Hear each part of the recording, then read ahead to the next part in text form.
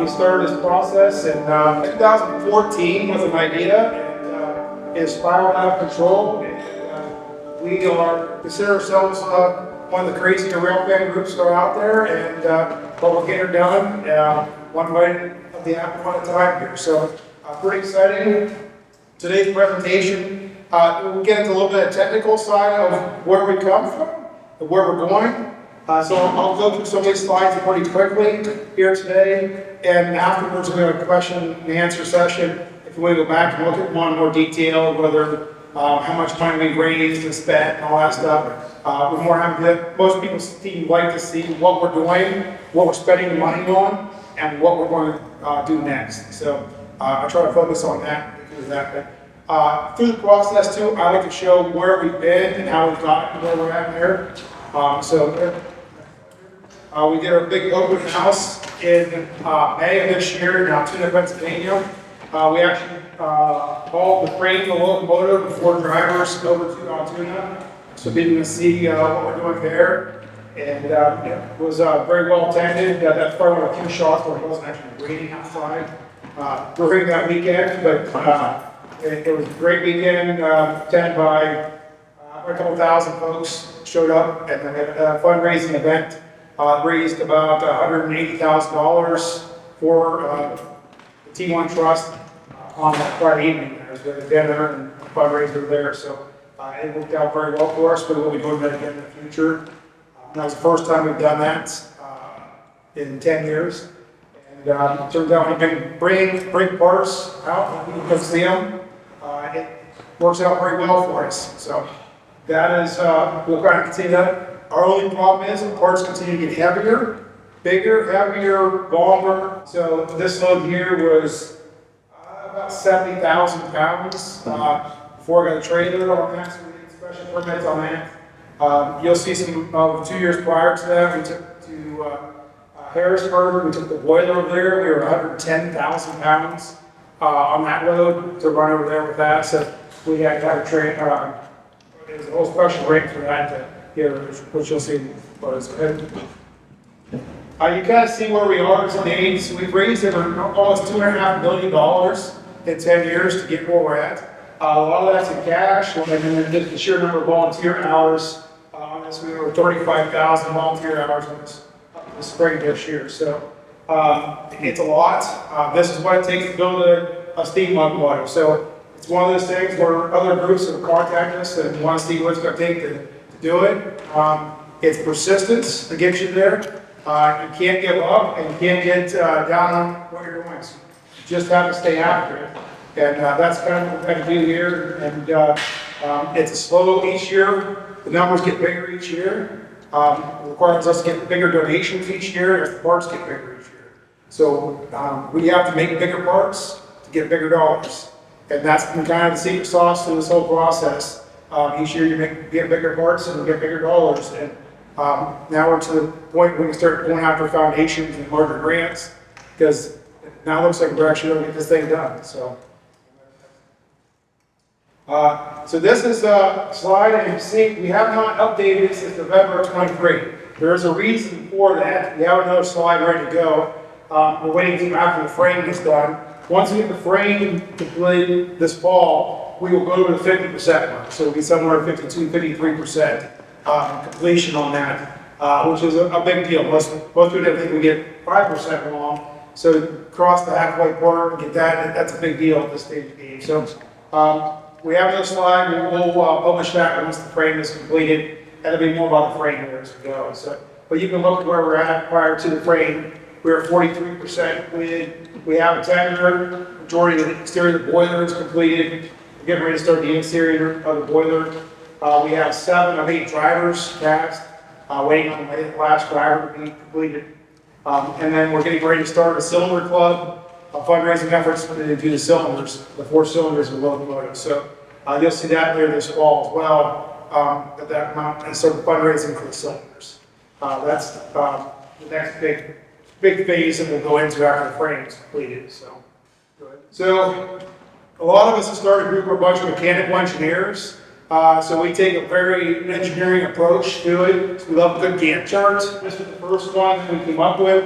basing off of other locomotive builds around the world. We took all their data, processed that to get an idea of what it's actually going to take, timeline to actually build a steam locomotive from scratch, A, and B, what it's going to take to, how much money it's going to cost.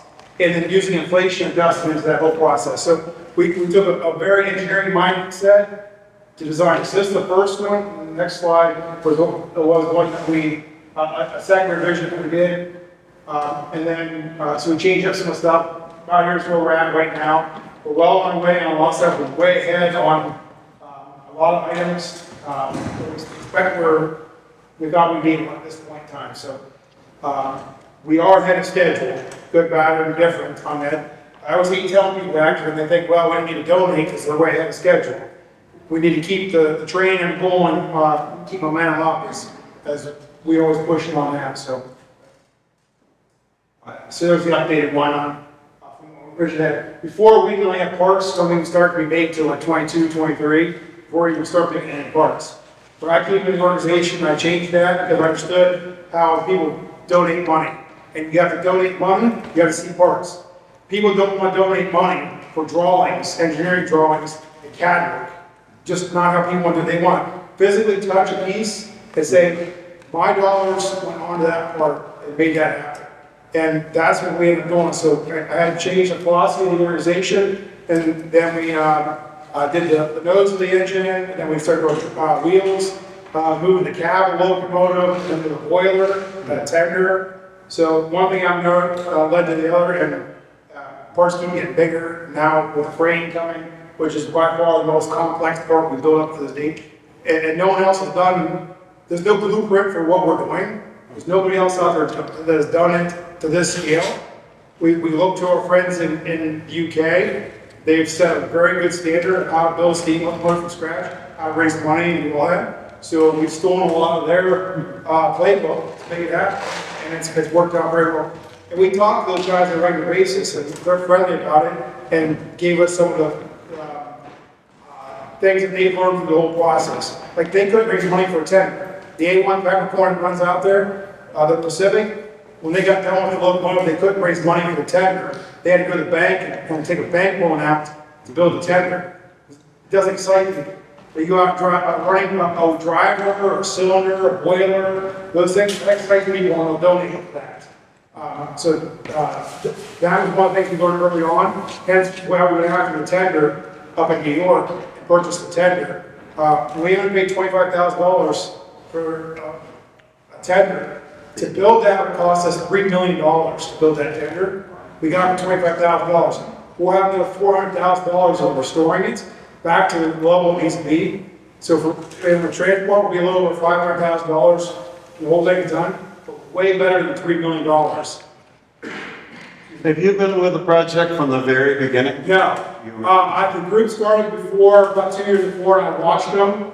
Those are the people here that worked for me at the Ohio Central prior to all this craziness that we started here. And they heard me talk about all the way back in the 90s that if I ever build a steam locomotive, I'd build a Benson T1. Lo and behold, a group came out, started building it. I got excited, made some donations, watched them, and it was evident they'd never worked on a steam locomotive, or they were a bunch of rail fans and never really done any of this stuff before. Right. I started making suggestions to them, and before I know it, here we are, and put the project together. So it's been good, and I'm not going to get into too much here, but we were lucky enough to find in Pennsylvania State Archives, one of our members will take his vacation time and go over there and spent a crazy amount of days over at Pennsylvania Archives searching through one drawing after another.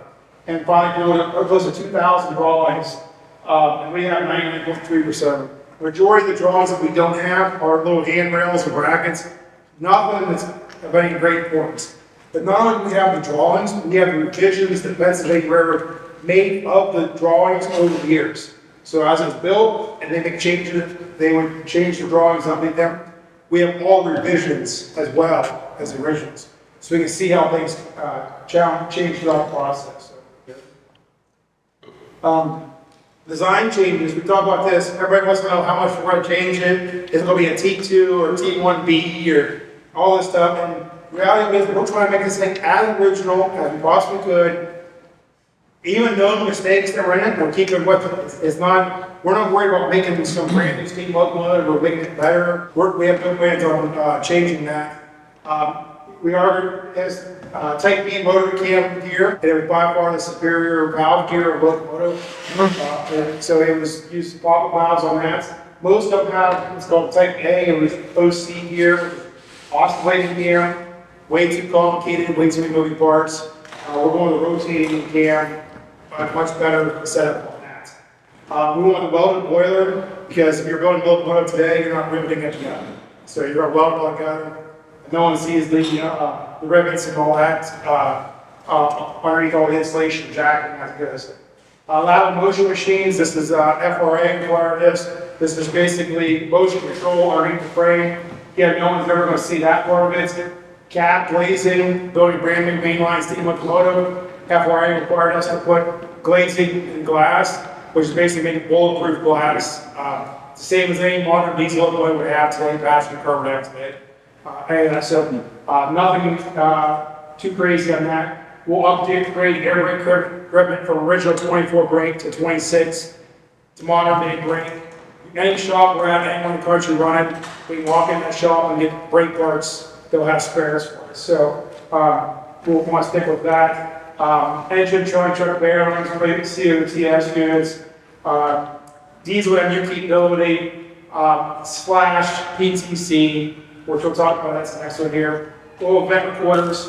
Again, this is all stuff that's going to be put away inside the cab. No one's ever seen any of this stuff. We'll put a fake train phone on the tender on there to have the original look of it. Just a piece of bite. Nothing crazy on that. Don't need a water scoop. To our knowledge, there's no water pans left out on any railroad anywhere out there. So having a water scoop just gives you something that could be a problem down the road. So yeah, getting rid of that. Having connections hooked auxiliary 10 rep or water for we can go. Potentially wheel slip system to it. At least nothing else on a light in the cab locomotive, running at high speed. Sometimes you won't know if one of the two engines starts slipping. Then we'll have a light to let the engineer know if that's the case. What happens on an engine with multiple exhausts, once you get going over 5-6 miles an hour, the exhaust, you stick it at 4 beats for rotation, you have 8. They're never in the sync, so it just gives a slushy noise coming out the stack. So if you ever watch the Big Boy or the Challenger run, you'll hear that. So they sound great at start up, chug, chug, chug, chug, when they start up, but then once they get going 5-10 miles an hour, it just becomes a roar off the stack because you have 2 different exhausts with 8 beats going at for rotation. So, and then we are converting to burnt oil. This is a question again we got a lot. We pretty much decided early on, we held off on announcing it until after the Big Boy came out. We want to see how the ramp fan community would react to seeing the Union Pacific Big Boy being burned oil. It was obviously a cool burn all its life. The backlash was next to zero, and so then we said, well, we're going to make that announcement as well here, and it's not kept people away from the track side. So if anybody, the people that complain most about us converting it to oil, I would pretty much put money on the fact that people will be able to look down the crossing, look down, and we'll be there standing over their camera still. So, so we're not really giving it too much concern on that. So changes we're making. Originally had a Hancock feed water heater on the fireman side to feed water into the boiler. One, there's none of them exist. There's not a locomotive in the country that has one anymore, so we had to rebuild that all from scratch. It makes no sense. Super complicated system. So we're changing it over to put 2 to 4,000 injectors on it. This is the same setup that Chesapeake, Ohio 614 runs with. It runs fine at speed. There's no issues on feeding it. It's proven technology.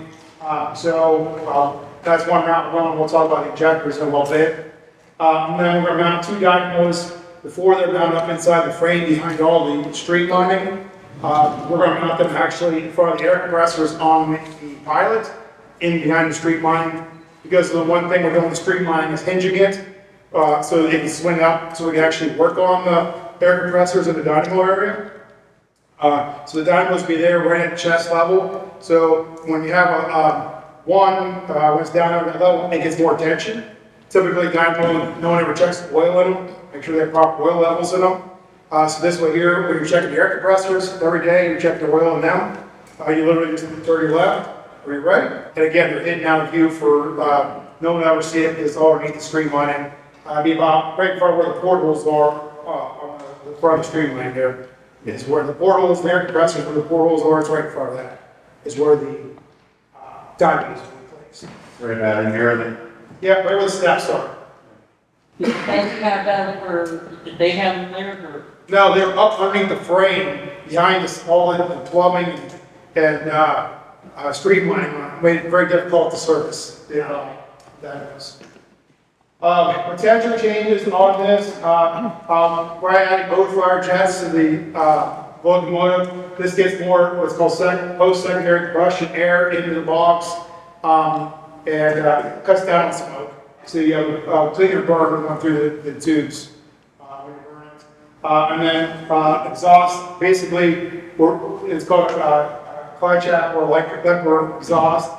All those do is speed up the exhaust gases exiting through the stack, which creates a higher negative pressure in the smoke box, which pulls more air through the firebox and of the locomotive. So that just makes it more complete combustion when you get through there. You pull more air through at higher speed. the Chinese QJs that. QJs have, I mean, their locomotives all over the world have lots of them. So, Are you worried about any, getting, any of the tubes start, being too much air in, and the tubes? Penske uses a similar design it's called a star exhaust. So the M1s had them, the Q2s, these probably had them. So they use that style exhaust. This is just basically the next level up to speed up the exhaust gases.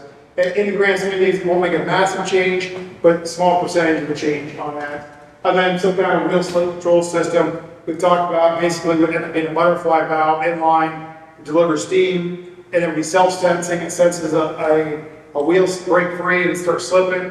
What it would do is just shut the butterfly valve for 1 second and reopen it. That's probably enough to catch the slip. The engineer doesn't have to do anything there. That cuts the steam going off from the cylinders. Wheel slip catches, and it picks back up again, and off you go. So that's relatively inexpensive and easy thing to do. Can completely hidden out of the way, prevent wheel slips if you have an inexperienced engineer running the train. Go ahead. So now I'm getting some of the prettier stuff of what we've gotten to. It's hard to comprehend the complexity that you're looking at and how big this file is, and the amount of detail that goes into everything about that. When we talked before, here's the air compressors, and then right here's the dynamos would sit up in this part of the.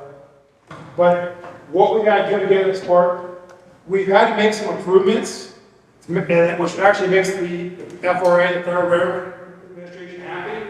On this key stuff up here, you guys see in dark gray, and it's called an anti-climb device. Diesel locomotives have this. There's not a steam locomotive in the world that has this on there. And basically what that is, in case of a head-on collision, we have a train, a bus, a truck, car, tractor, whatever it may be, it prevents that from going up into the smoke box on there and holds that. So anti-climb, so walking up on that. And then we also have draft gear in our front coupler. Again, no steam locomotive has draft gear in the front coupler, kind of like a diesel in that situation. So now when they're being towed, we actually have some under cushion in there. So that's a big step. So basically a diesel coupler, original coupler would have swung down and then you swing up out of the way. We're not, ours will keep it look, so it'll look like it can swing down. But if you see most pictures of a T1, like on the picture on the side there, it's swung down, the front coupler swung down. But most of the pictures you see of a T1 running, it's up. Because they had it set up that if it was going to be helper service, pair of K4s put on the front of it to haul it up, horseshoe curve or something of that nature. You want to coupler up, and you want to crew up and stop for that. So 90% of the time they ran the coupler up. So we'll consider do that same thing, but we'll have the pocket cut out underneath of it to look like it's a swing down coupler on that. But we'll have it set up so that we can tie on to, if we're moving on Norfolk Southern or CSX or something like that, they can tie right into us and it makes life a lot easier for everybody from that standpoint. So those are a couple of changes that most people will never see, never, unless they watch this video or sit in the audience here, you never know that we're doing this because it's all this is hidden underneath all the streamlining and sheet metal work on it. So, and then a couple are, like I said, it looked like a couple to swing out of the way. So go ahead to the next one there. It's just kind of similar. You can see those blocks a little bit better on this. And so we have those in the shop right now. They're done, the machine, and they will be welded on. Some of the last thing will be welded on that. So that is an addition that we put on there as well. So, and then you can see the boiler. You can see the pictures coming up. This all the way back is done. The exterior of that. We just have something inside the firebox and then stables left to do, which we'll start going on next summer on that aspect of it. And you can see the smokestack, all long stack because there's two exhausts sitting right there. So each engine exhaust, one in front of the other, coming off that smokestack. So that a little bit difference maker on that. And then we do have this important little line in there. I got some deep plates. So that's an important part when designing it. We want to make sure that this thing can go anywhere on a class 1 railroad. So if this line has to be able to go over the whole locomotive and tender and not go outside that line. You have to keep everything inside that height, width, in that. If we do that, and the clearance boards will love us, and we'll be able to go a lot of places on the country that pretty much any piece locomotive can go at that point. That's a big deal for future operations to do that. So if we literally have to move something in an inch in to make that happen, we will do that. Because if we go to the next plate, that changes everything for tunnels, bridges, close clearances, stations. It makes it a nightmare. So if we can stay in that, that'll make lives easier for us, easier for the big railroads and the small railroads down the road. We're getting the frame here. We're talking about, we call it 2024 the year of the frame. We pretty much been all in on the frame. There's some other stuff that we're doing as well, but this is taking the majority of our time. This is what the original frame looks like. We took the original frame, modeled it all up. So we have a baseline, then we engineered the new frame to it. So the new frame will be within 2% weight, dimensionally, of the original frame. So you say, well, you're building a weldment casting or weldment, and the original was casting will weigh more. Now we've engineered the new frame to weigh the same as the casting on there. So they both weigh right around 71,000 pounds completed on that frames. That's been a big deal. We don't want to change the overall weight of this thing, plus or minus 2% on that when it's all said and done. Because don't want to come back next well, it's not a real T1, it's 20,000 pounds lighter than the original, or heavier, or whatever the case would be. And so keeping everything in that, so we had to have a baseline. This was an amazing amount of CAD work to get to this point. I want to say it's 400 hours, 500, that may not be enough on that to where it got to this point to do the original frame. It gave us a baseline. This was the original drawing. So when we said we had 2,000 drawings, we did have 2,000 drawings. But if you look at this one drawing, which is probably 10 feet by 4 feet, 4 feet tall, there are so many versions of this frame on this one drawing. And all of them, there's probably over 1,000 dimensions on that. And there are a lot of dimensions that just aren't there because the pattern makers that worked in the shop to build these just knew what to do. So they didn't need engineers telling them that you need this radius in here to be 3 inches or whatever the case may be. They just knew that that's what that was supposed to be. That's the minimum. And they would have had their little books, pattern books to tell them what that would be, and they just did it. And which is great for them. Those guys don't exist anymore.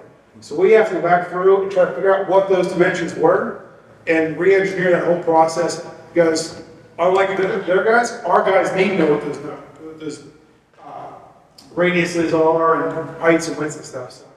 So then it gets down to the bare bones of what our frame is here. on this, and we've gone with a plate design, basically like a bridge. You'll see the actual frame pictures here in a few minutes. But basically a lot of flat plate, bent, and the beauty of the way that we designed this, built this, is I can machine all of the critical components in advance before we actually weld them together. So now I don't need a mill that's 100 feet long to make this thing. I can use a mill that's maybe 6 feet long to mill all these components in here and then put them together and weld them in place. Then it's everything's all machined. They can hold everything in tight tolerances. So all your pins, bushings, especially where all the drivers go, huge cost savings. By doing that, probably saved us $500,000 or better on that. Just moving us to a shop that has that capability is darn near impossible to find. Zaltuna did it as a one-piece. Yeah, they did, but they had a 100-foot long planer mill that could do that. So we don't have that. There are a couple in the United States, but finding some time to get on them is pretty difficult. But the gray is the frame that's being built right now. We will have about $375,000, all money we've raised to build that, which all in all I think is a pretty good price. And once you see it, and once you stand next to it and actually see it, it's pretty impressive. Goes into it. So you're thinking, man, we got a steal on the price on that. What's in red is the cylinders. That's next. Getting the last few items on those, and there go to the shop to be getting the quotes. Once the quotes done on those, we'll have the cylinder club and start fundraising over the winter for the cylinders on there. So it's my guess is probably $200,000 for all 4 cylinders, $250,000. Just a guess at this stage game. So we'll have to get on it. And that's what I'm talking about. Our nickels and dimes are dramatically switching. I usually tell people our nickels and dimes are $5,000 and $10,000. Our nickels and dimes now are $50,000 and $100,000 nickels and dimes when it comes down to stuff. It's just where we're getting. We knew we were going at this point, but we also have, like I said, gives us the opportunity to go and get grants and other foundations. And then what you're end up doing is if you get $1 million grant, you still have to raise a 10% match. But now we're raising $100,000 to get $1 million.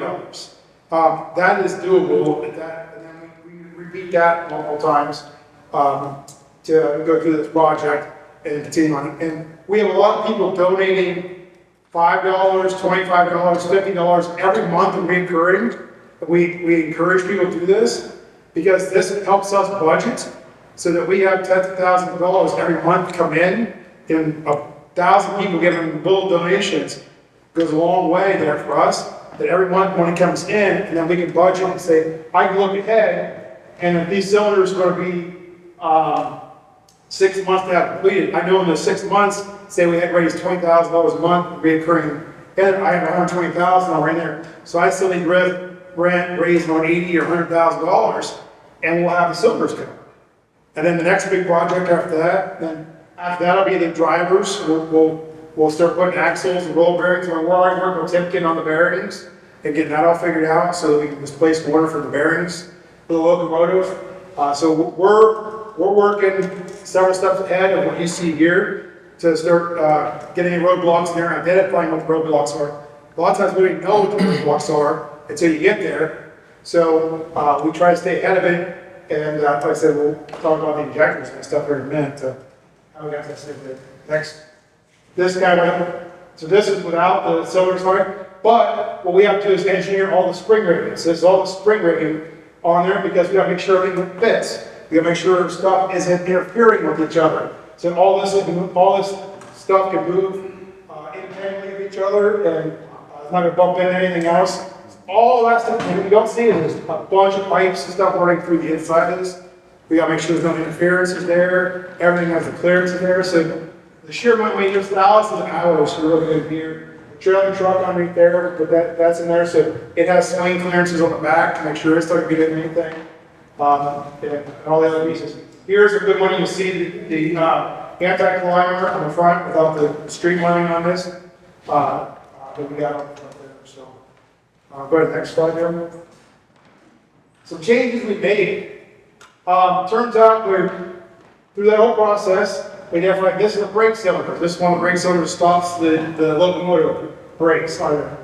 Well, the original was mounted horizontal with the frame. Well, with all the lube lines underneath there and all the brake machinery, there was no way without a pit that you could service this brake cylinder and take it off and add grease to it and all that. There's just no way to get into it. So we had to re-engineer this so we're aiming them straight up and down. So that now we can from underneath of it and then pull it apart and actually service it. Back in the day, you just going to pull it into the back shop in Altoona. They went in for a 90 inspection. They pulled it down, cleaned it, and put it right back up. Or they had done, it's already ready to go, and pull that one off, slap the new one on, and send it on its way. Well, we don't have that luxury, so we have to have the ability to actually work on this locomotive and get the stuff. So that's one little change. We just took it and turned it 90 degrees down on it. So, I threw this shot in there. I like this shot. This is our IKEA version of IKEA shop. Our shop drawings are hundreds of pages of how to build this frame. This is all parts. So you gotta remember, this is almost 65 feet long. I don't know how many parts there were. There's probably 1,000 when you count like individual parts and pieces. But we had to cut all these out, bend all this stuff on big machines. These plates are 1.5 inches thick on there. These are all 3/4 of an inch thick. And we have to bend all that around to do what we need to do on it. And then it holds super tight tolerance of between about 1/16 of an inch. So like I was talking about, that's one tick on your tape measure on that. So for people that don't understand how small, 64 feet long, 65 feet long, how far off the bend it can be. The tolerance is where we're to. So I'll be watching that, like when you're welding this together, how do you make sure that it's not pulling and stuff like that. We actually know how it's going to pull before we simulate it. So the plate is going on and it needs to be 90 degrees. When we start, we actually tilt it at 87 degrees. And then when we weld it, when the weld cools, it shrinks. When that weld cools, it pulls it to 90 degrees. It pulls it where we want it. So we have to be thinking in advance on every piece we make to get to that point. So that's just one example we like to show. There's a lot of pieces. Everything for the most part is 90 degrees perpendicular parallel on this thing in ways we design. And so that's the one way that they do that, because they're using a submerged arc welding. So the full deep penetration weld, it's all underneath of a sandy material. If you look on our website, we showed video of the actual process. It's pretty boring to watch. It just drops a bunch of sand off in front of the welder. The welder runs right through it. Maybe get a little bit of a glow, and then it runs a vacuum cleaner right behind it, sucking all that sand back up behind it. And then when it's done, they chip off the excess off of it, and there's this beautiful weld up behind it. It's a perfect weld. No impurities in the weld around it. It's about as good as you can get. Like I said, they're not even wearing welding helmets or anything. They're sitting there and drinking their lattes, watching them weld. So it's pretty wild. But we have videos on our Facebook and our website of that process being done on actual frame parts. So in that process, it was repeated hundreds and hundreds of times. As an engineer, this is the kind of stuff I like.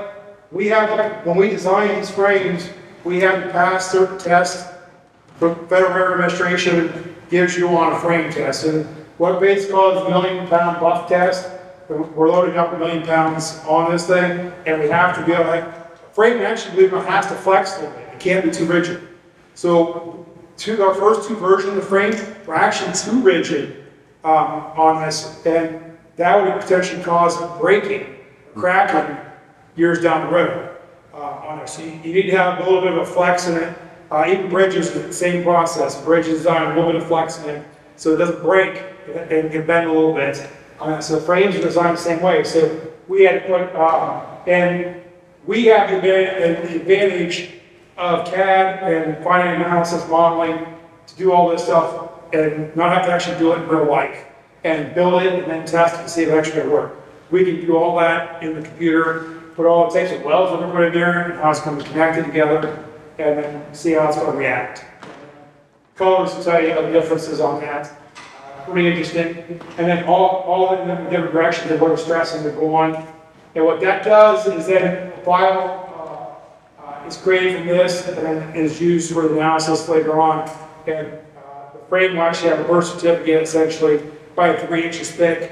One, all this testing, and 2, all like the welds all get X-rayed, ultrasounded, checked, and double checked on that. All the processes and procedures for each weld on it are categorized, and then the certifications of the actual welders doing the welding and the machines that welded it all get documented in these documents when it's all said and done. So basically, everything about every weld and the material specs of where the material came from, what the material is made of, all its testing specs from the mill itself. We have data on every bit of this. So there's nothing that we don't know about any of this stuff. Now with the fun part of what we do. So there's most of you see injectors online. We took the boiler.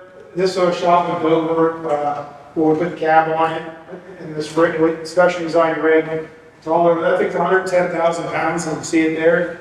The steel on the boiler itself is 1.25 inches thick, and it's 8 feet diameter on there to give you a scale of that. See, you guys see Rich. Rich is one of our engineers that worked on a lot of this project. You see where all the holes are, all the staples, where they're all put into it here. And this is at the boiler shop. We went over and did an inspection on it prior to shipping it out. The cab we made a couple years ago, that was actually made in the Sam Ray shops, old Pennsylvania Railroad shops in Hollidaysburg, Pennsylvania. Curry Rail built this for us, put this together for us. So it's pretty neat. But first time we had it all together, the nose on the engine, the front arm plate, and the bike arm plate is sitting over there. Had all this stuff on there, and then took it. And then, so this is where it cost us $15,000 to ship that from St. Louis to out Harrisburg and back. So we took a risk to do that, and so we took donation money and put it into us. Like, we're going to take a risk, and because we can't, the shop that was being built in, they build nuclear reactors and stuff like that for submarines, and I can't bring 1,000 people inside their shop for security reasons. Won't go real well on that. So we took advantage of the Pennsylvania Railroad Convention that's held every year. Somewhere mid Pennsylvania. We're going to take it to the people. We'll take the largest gathering of Pennsy folks.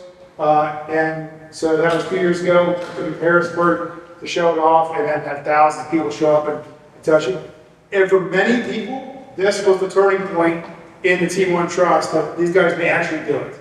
This is the part where they may actually make it happen.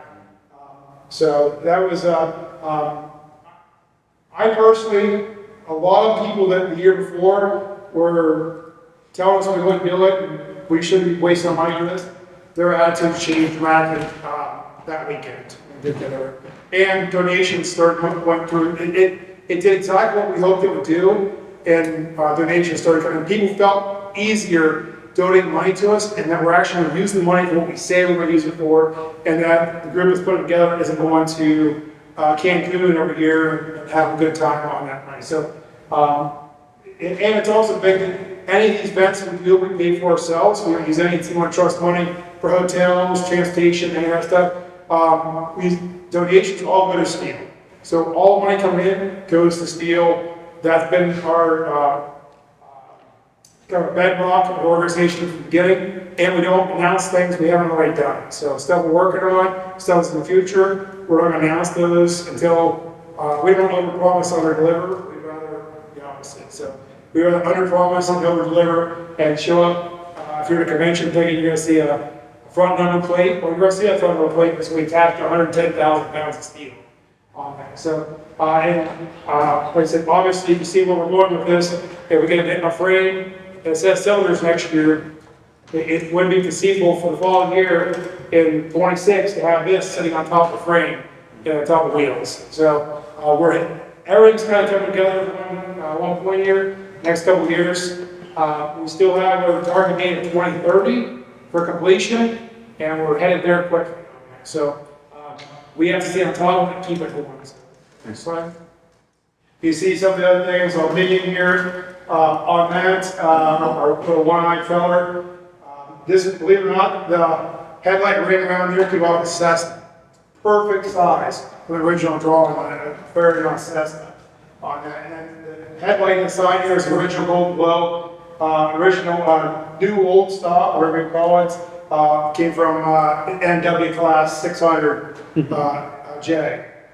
So guys at Virginia Museum of Transportation and with the J donated that to us.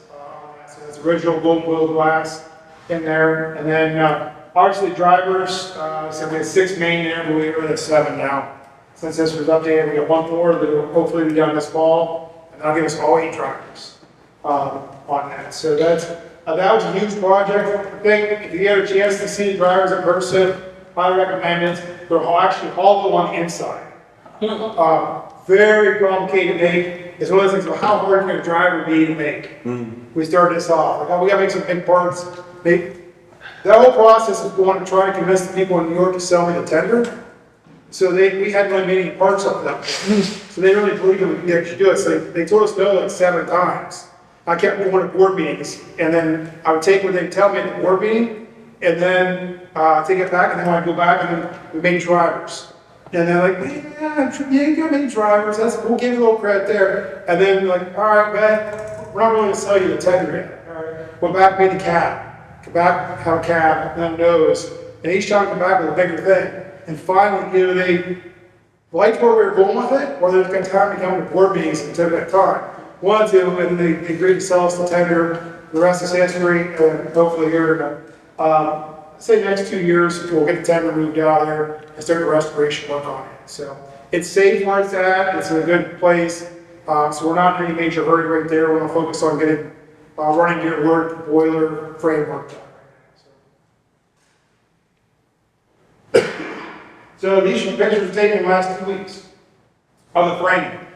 You can see underneath here, these big I-beams. So those I-beams are 75 feet long. And what those are basically a laser line those I-beams dead level on that overlong. So they shim the floor, I-beam the floor, they shim everything with lasers, so it's perfectly level. And then they're building the frame upside down. So the top of the frame is actually right here on top of the I-beams. They weld it into the I-beams to keep it from flexing as it welds. And then they start all the superstructure underneath the frame, all these plates. Again, kind of like I talked about before, where they come in a little bit off and then weld them so they hold straight. So everything's perfectly square. Everything you see on here is within a 16th of an inch from the drawings on that. So they take extra time to use their lasers, their transits to match this thing up. They got 0 points, multiple 0 points they put in on the frame to do this. And to get everything once they get in there, you see a gentleman welding on there at that time. So they're using a metal core welding process and submersion arc welding. So it's the process, and they're using 1600 amps when they're welding. So super deep penetration into the steel. So that everything's full penetration side to side. So, which you understand the welding world is a big deal. And then when this frame is done, they'll get put in a big oven out in St. Louis. The oven in St. Louis is 30 foot by 30 foot by 100 feet long. They'll get put in there. This whole frame will be heated up to about 1120 degrees for 2 days. They'll sit there. And when that happens, that will realign all the structure inside the steel and remove any stress in it. At that point, this frame thinks it's one piece of steel, just like original casting. So yes, we're building and welding it, but the final product will be more like a casting and it will be a weldment. Because it won't know where weld begins and weld ends. The crystalline structure inside of it will all line up and match up on there, so it won't have start-stop points. That's the beauty of stress relieving. And believe it or not, when it goes to that, they'll actually have very large I-beams inside this. They do big reactors for the pharmaceutical industry and for submarines and nuclear carriers and stuff like that in the same facility. They're building a boiler, and then that's also where the frame will go for stress relieving. One of the largest ovens in the country. They'll actually take it there. There's huge I-beams that are probably 3 feet wide by 4 feet tall, probably 2-3 inches thick I-beams. And the frames will all get welded to those.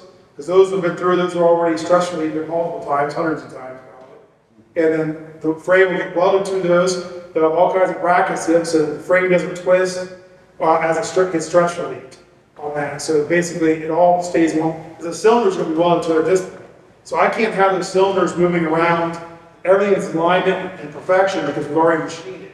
So they'll have all the stuff welded to it to hold it so it doesn't move while it's being stretched. Then they have to cut all that back off when they pull it out. But when it comes out, it'll be as good as it can be. So this is a cool shot. It flipped it 90 degrees to weld on it. So from the picture you saw before, now you're looking at it flipped 90 degrees.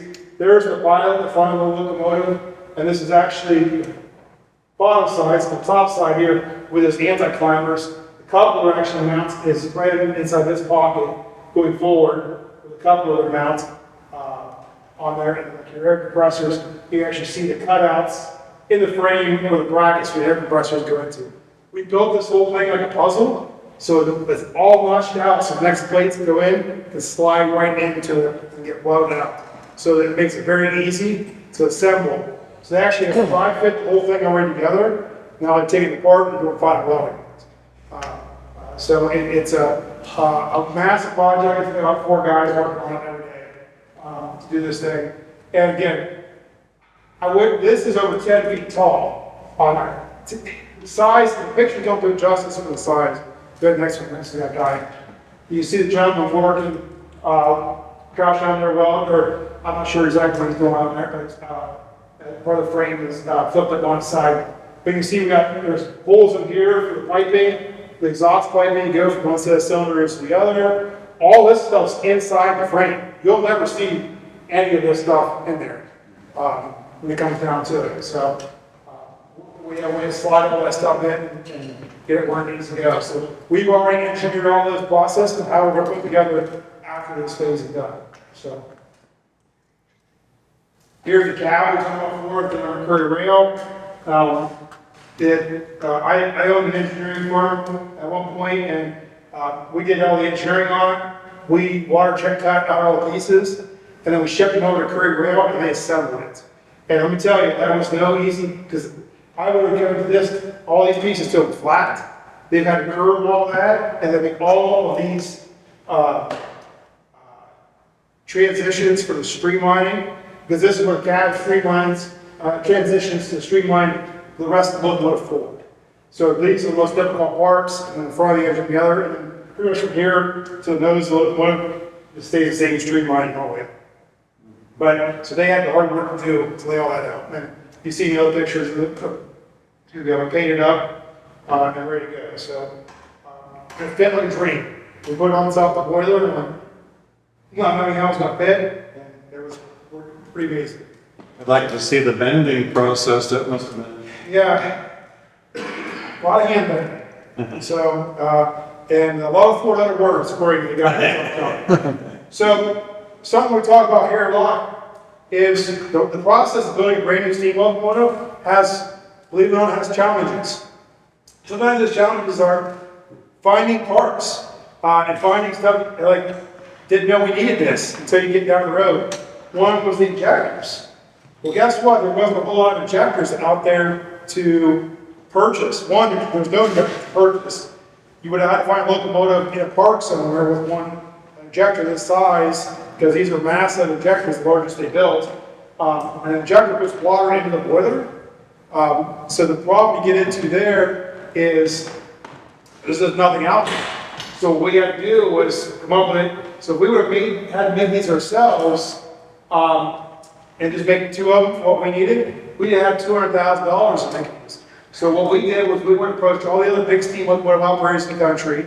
So the Fort Wayne 9765, 1225, guys that sell this with the Challenger 385, they're 5511 there. Also Union Pacific with the big boy. Several other engines run around the country, or being restored currently. And they all agreed, and what was thinking, we all go together, build these things. We're not making, no one's making any money on it. We're just going to share the cost. Whatever the cost is, we divide it by however many people get to do this, and then that's the cost. And we all get brand new injectors with brand new parts, Because everybody out there running big engines are running with 70-year-old injectors. Nobody's running with new ones. Nobody's made injectors since probably the late 40s. So you're running with a 75-year-old injector on there with 75-year-old parts inside. And that is a problem that every steam organization runs into is this. So we decided to go ahead and tackle the project. We're spearheading it. They all agreed.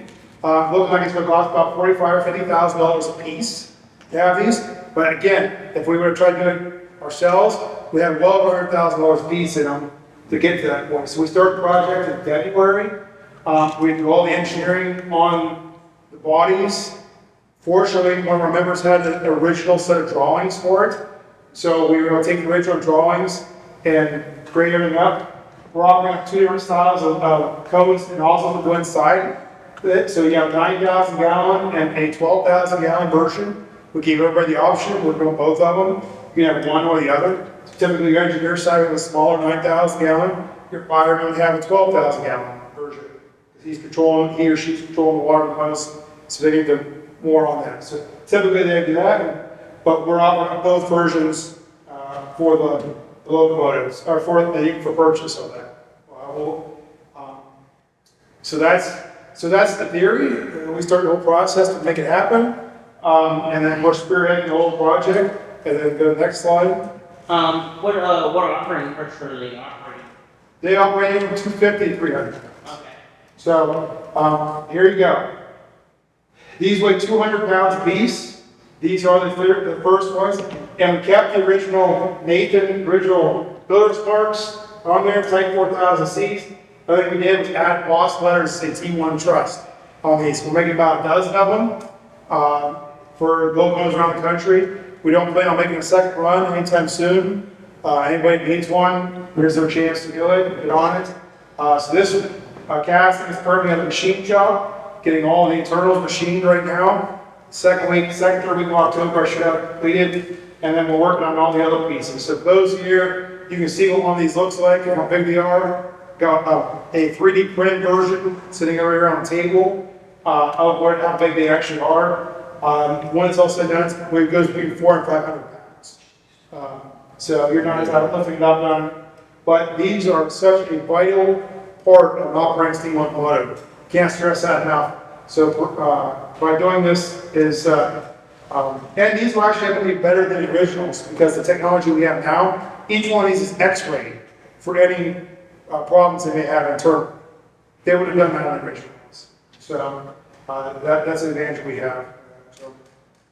Another thing is air compressors. We were able to go and we actually acquired 4 air compressors.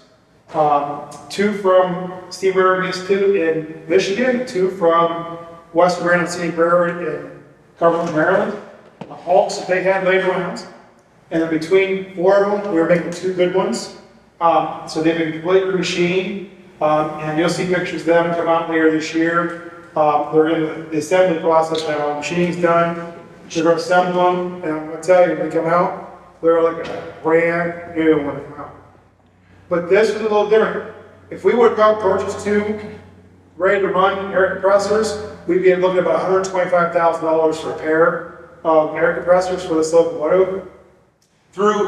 We went out and see what the guys at Steam Railroad Institute needed. We talked to the guys in Western Maryland what they needed, and we were able to find stuff that they needed to get what we needed from them. So, for example, we provided the piston material for the 13 and 9, the 2662 that runs in Cumberland. We provided piston material for that, all certified material, in exchange for the 2 pumps that they had sitting around on skids in the back of the shop, not being used or anything like that. So we wanted those because we were going to take them and rebuild them because we planned on just redoing everything back to spec. They may have gotten a better deal on that one. So everybody got a good deal because they got the pistons. Their pistons are being machined right now. Hopefully the 13 and back up running for Christmas. Those are hard. I've heard these are hard to find too. Very difficult. It took us about 9 months to locate these ones. Ironically, we found both sets on the same week. And that's how it always works out. We wanted to put one on the 58, but we kind of modified a stationary steam engine to do Yeah, which probably works just fine. Yeah, these are the biggest ones. These are 150 cc cross compound air compressors, 300 pound pumps. So they'll pump. And then what we're going to do is take the other two that we have that are pretty much display only, and then we'll use them for another group. Could use them for display at parks or just somewhere. So we'll paint them up so they look like brand new. They can go into service at a museum somewhere and help another group out later down the road. So it's kind of planned. Some additional parts that made here is the rear tube sheet that's inside the boiler. Start with a flat plate of steel. We print it out in 1:1 scale the whole layout of the rear tube sheet with all the holes in there. I think there's 197 holes in the back tube sheet. And then went down to Chattanooga, Tennessee. We have this fancy machine called the CAD, and we started bending it all up to form the pieces. And then you bend everything but these corners on the machine. So we had to use some heat beat on that to make it work, and you heat it all in place on there. It's the only way to do it. That's how they would have done it back in the day. And we duplicate that process.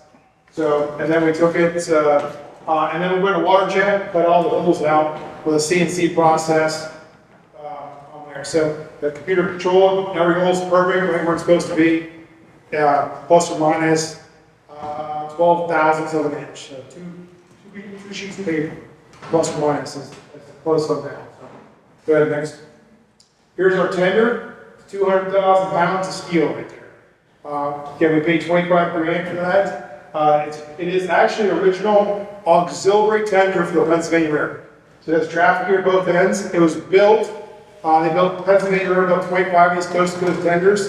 They built the exact same frame, wheels as the Penson T1 frame. The only difference is that they have a streamlining on it.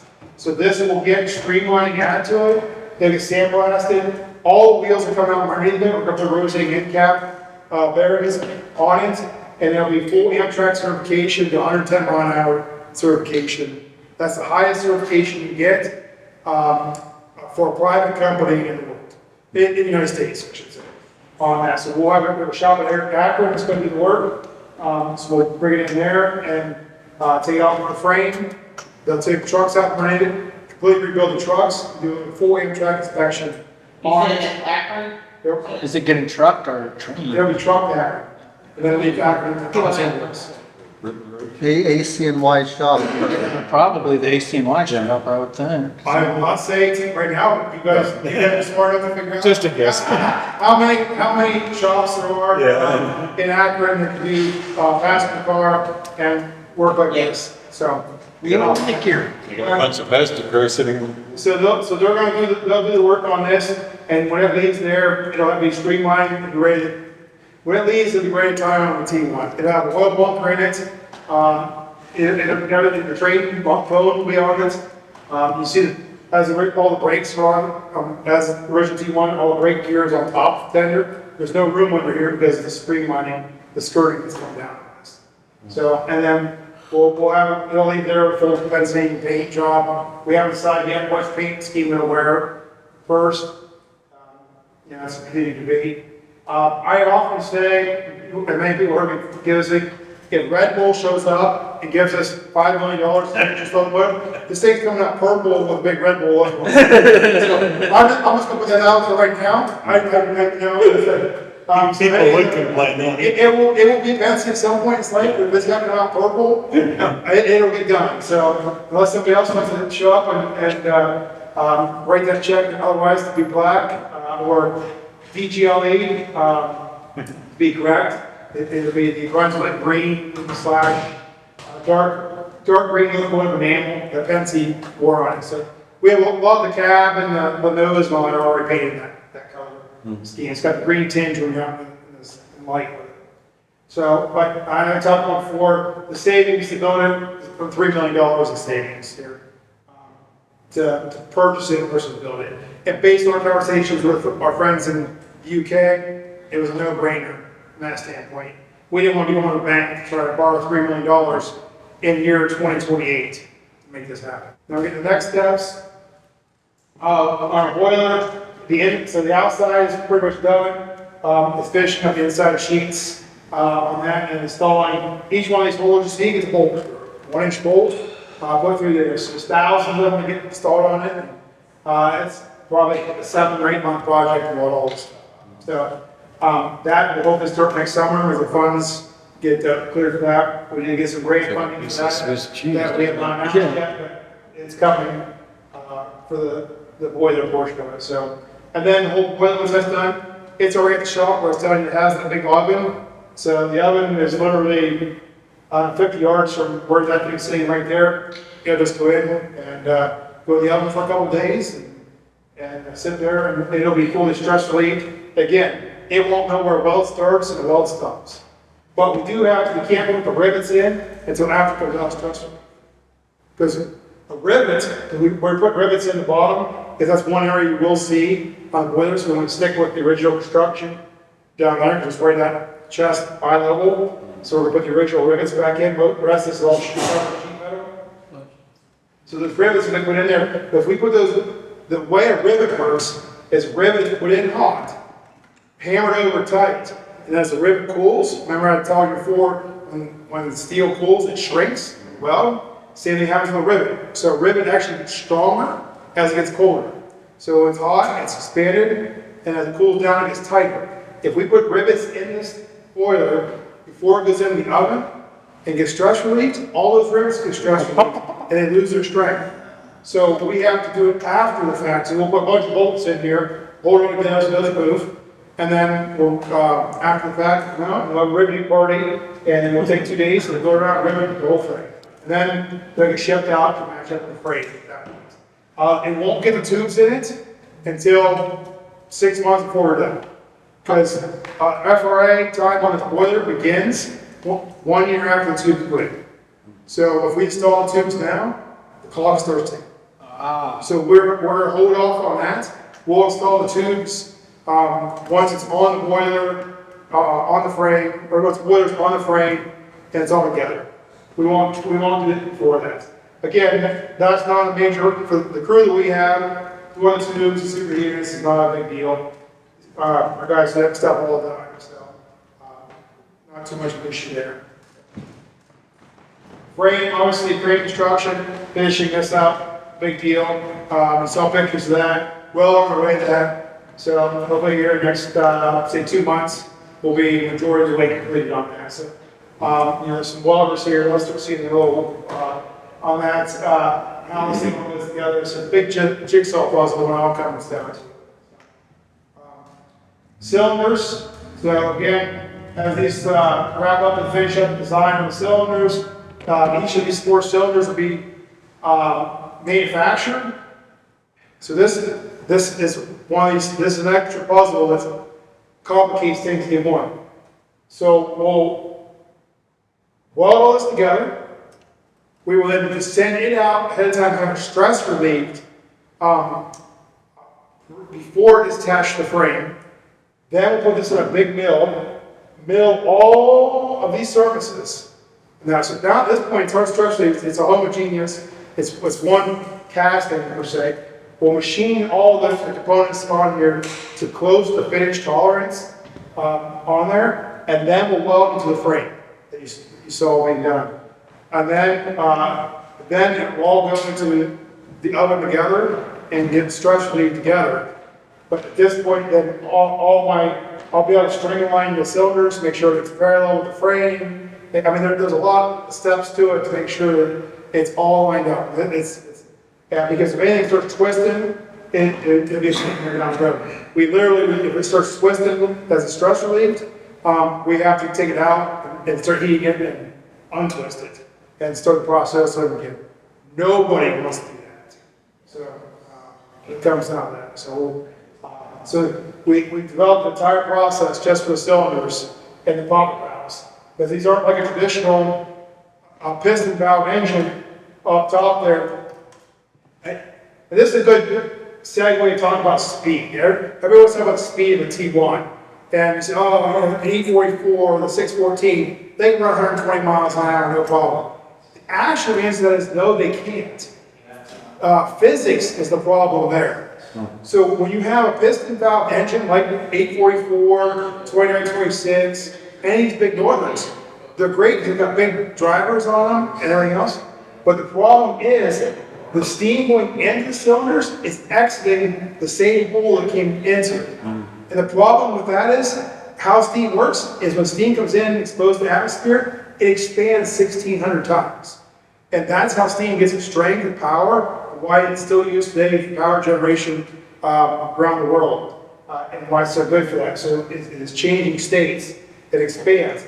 Now you have an expanded volume of steam trying to leave the same hole that it came through before. That creates a back pressure inside these cylinders.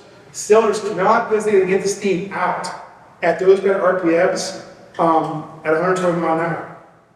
But T1 can.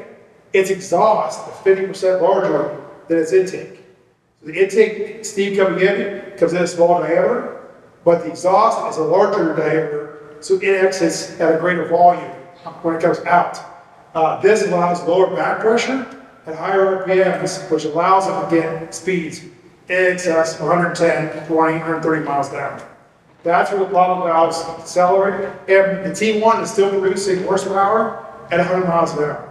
No other steam locomotive in the world does that. And that, we have a dyno charts to show that on a test track, on a test stand in Altoona that shows that whole process of the horsepower curve, and compared to other steam engines they put on, including an MWJ on there too, to see how they compare. And it's not even up to 70 miles an hour. T1s compare with a J, which is pretty much known as the most perfect northern locomotive build for its dimensions, for its cylinders, boil pressure, driver diameter, stroke, all that stuff. The NWJs were the pinnacle of northerns, and Penske T1 is really the super northern. It's a 484 with an extra set of cylinders in the middle. So basically what ends up happening is up to 70 miles an hour, neck and neck, they're as good as each other. But once it's 70, there's no difference. T1 just runs off with it and it's not even close. It's still making horsepower after 70 miles an hour, 20, 30 miles an hour on the curve. So we're pretty amazing on that. All right, questions. That's some of our team we have. Often I get put as the face of this, but there are a lot of people working in the background that don't like the cameras or don't like being in front of people, but love being in front of a computer and making stuff happen. So I'm going to try to get on to it. We have about 30 members of our team that really put a lot of stuff together and effort into it, and volunteer time. So, any other questions? Yeah. Yeah. I know it's still pretty early, but do you have any ideas of host railroads? Yeah, we have, if you look at our website, we have 5 or 6 host railroads that have reached out to us and wrote us letters to come to them. All over the East Coast. So, everywhere from Steamtown to SRI and railroads down in Virginia and the Carolinas. So, SRI up in Michigan? Yeah, I know them pretty well. so there are plenty of groups that allow us to come. About the RNN? So, what's that? About the RNN? Oh, they haven't reached out to us. We haven't reached out to. We don't have any desire right now to reach out to the Class 1s or other railroads. It's pointless at this time. We're still 6 years away from running. Management changes. We just saw NS have a management change. So there could be 2 or 3 more management changes in the next 6 years at these railroads. So having these conversations today is pointless. We focus our efforts on the FRA. If we keep the FRA happy, they'll allow us, and then the railroads will allow us. So that's kind of the step. Yeah, well. I had a pretty reliable friend who rode the General. I don't know the year, but they were 45 minutes late. He woke up in the morning through Indiana banging around his room bed. Well, he went out to the vestibule to time the mileposts, and the conductor joined him back there and dumped the air, or put the air on him. But he said, yeah, I just clocked him at 127. Yeah, I don't know exactly where it was.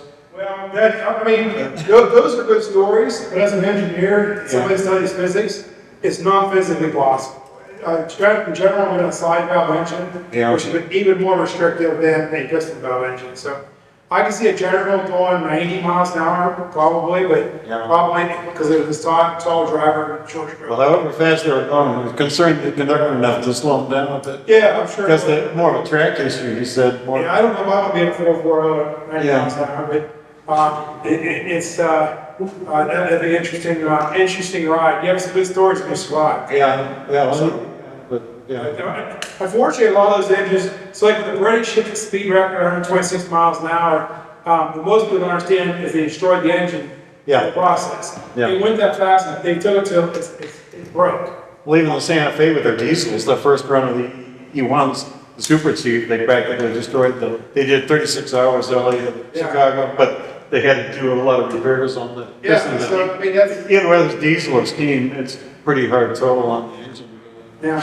And we were talking earlier, some group was out there talking about, we have the timetables for the PET C. The T1s regularly ran averaged 108 miles an hour over a lot of sections in Indiana during time. And that wasn't like, they weren't trying to do anything special. This was what they did every day. Yeah. And of that 32 miles of track that we took all the timetables from over 90 days and did spreadsheets, compared all the times up. Over that 37 miles, the last 3 miles was a 40-mile slow. So they had to slow down, so they had 20 miles, and the still averaged 180 miles. Wow. So that gave them running times around 121 on the other second, the other 20 miles of track that they were doing. So, and then Franklin engineers talked at milepost doing 140 miles an hour outside of, Northern Ohio, Elida or somewhere. Defiance in that area that they were running. So, The first run of the Broadway, this is back in 1905, they took a couple time clocked into 127. I don't know what the engines were on it, that's pretty fast. yeah, so the crest line. Crestline, yeah. Where they were running on that. So. Right. So here's one. Yeah. This is from the December 41 edition of Popular Mechanics. This is the S1, not a T1. The assistant rule foreman of Fort Wayne Division. They had 110 mile-an-hour speedometer in the cab, and it was pinned to that. So each time it was a stopwatch. They were in Watertown, Indiana, start the stopwatch. And 6.3 miles later, 2 minutes and 50 seconds, or 133.4 miles an hour. And they were smooth at that. So, I mean, it's the S1, that's the bigger engine. yeah, it's a slightly bigger engine, but the T1s were actually had smaller cylinders, which allowed them to go faster than the S1s. Really. So, they had less steam.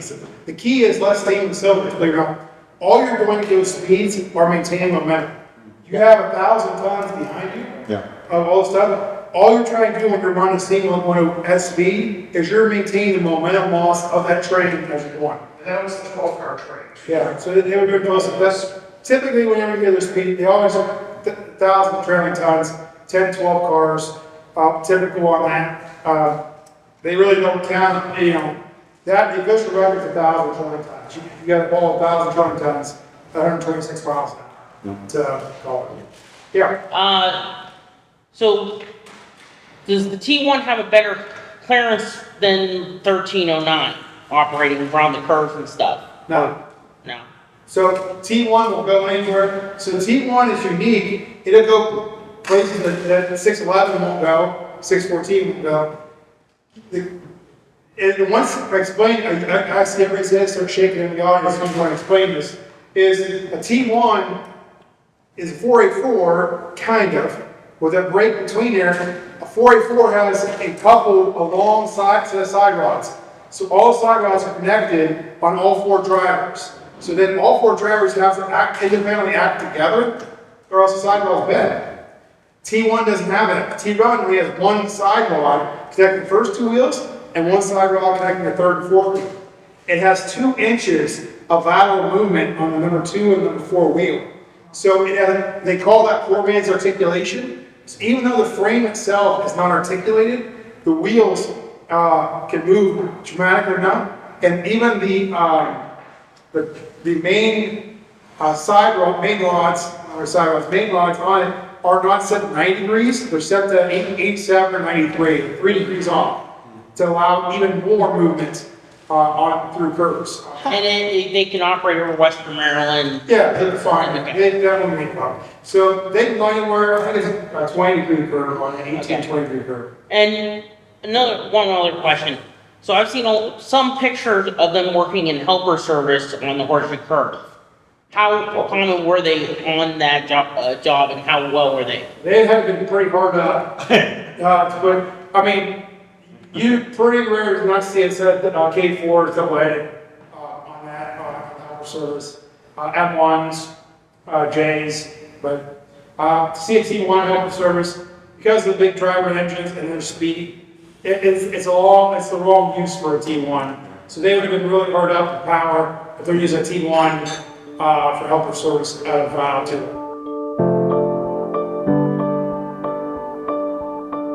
So I always encourage everybody, tell your friends about us. When we do these things, send them out, visit our website. We have lots of opportunities to be involved and help raise donations. So thank you for all of you.